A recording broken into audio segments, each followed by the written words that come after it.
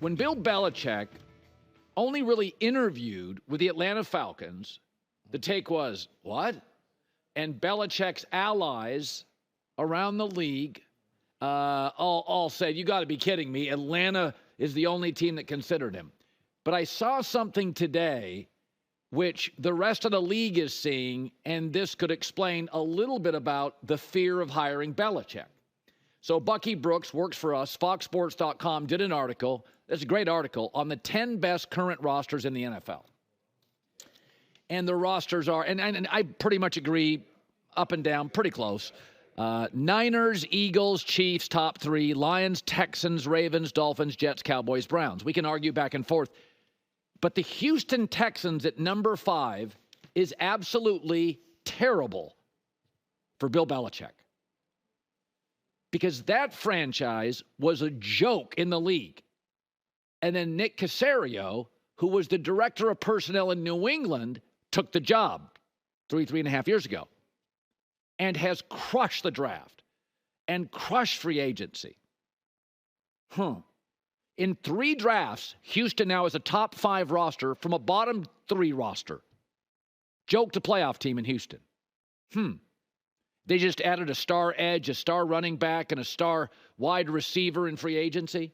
He has made almost no mistakes, Nick Caserio.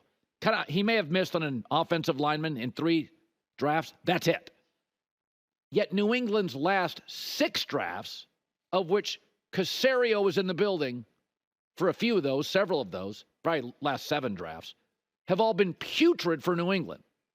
So either Nick Caserio suddenly got brilliant when he got on a plane and flew to Houston, or 3 or 4 or 5 or 6 of those drafts, because he was in New England for years, and the drafts kept getting worse and worse and worse and worse and worse and worse when Caserio was there.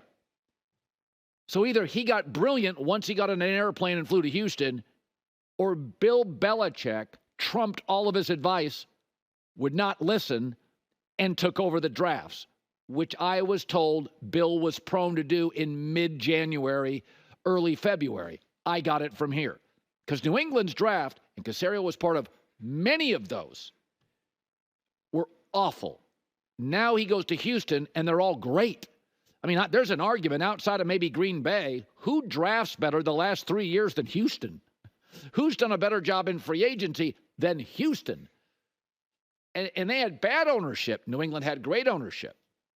They had no momentum. New England had all the momentum in the world. This is an indictment on Belichick.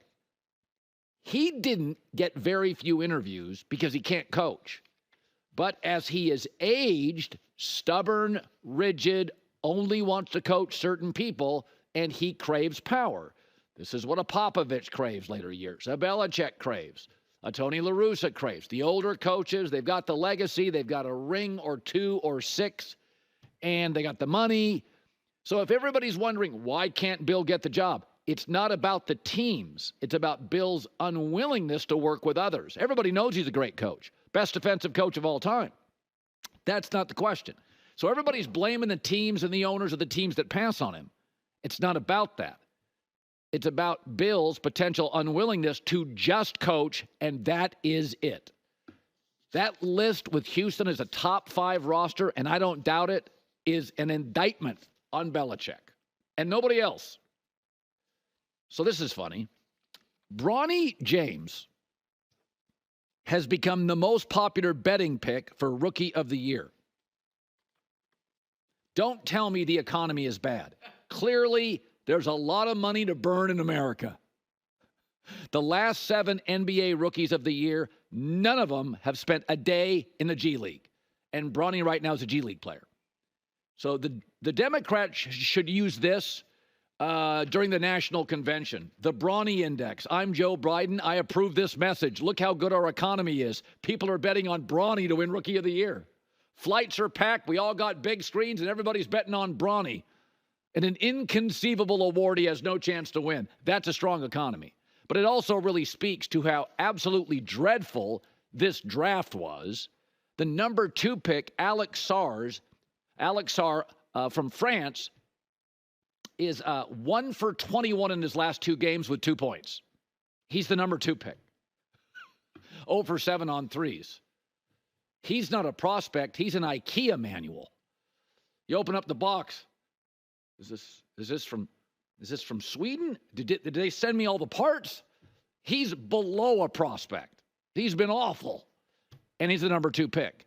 And this illustrates why I defended the Lakers and LeBron James and Clutch Sports. I mean, they had some leverage, did Clutch Sports. I'd be careful about using it every time I have it. But this is no big deal. This is not worth all the grifters on the internet and bad actors losing sleep. It's a bad draft. The players drafted above him are G-Leaguers. The players drafted below him are G-Leaguers. And the number 2 draft pick, Alex Sarr from France, has been absolutely offensively terrible. So, and for the record, Bronny actually and Dalton Connect, the other Laker rookie, both had a really good game yesterday. And Bronny finished with 13 points on 50% shooting. So he's had back-to-back pretty good games. Bronny has, not the number 2 pick. He's had terrible games.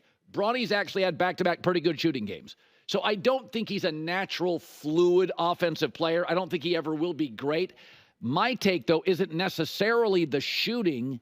It's that he's a 6'1.5" player who doesn't play point.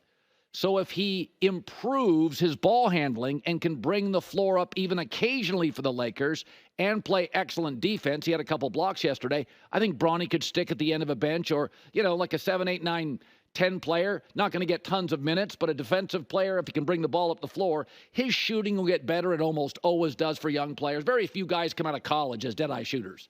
Almost nobody, especially at the NBA three-point range, almost nobody.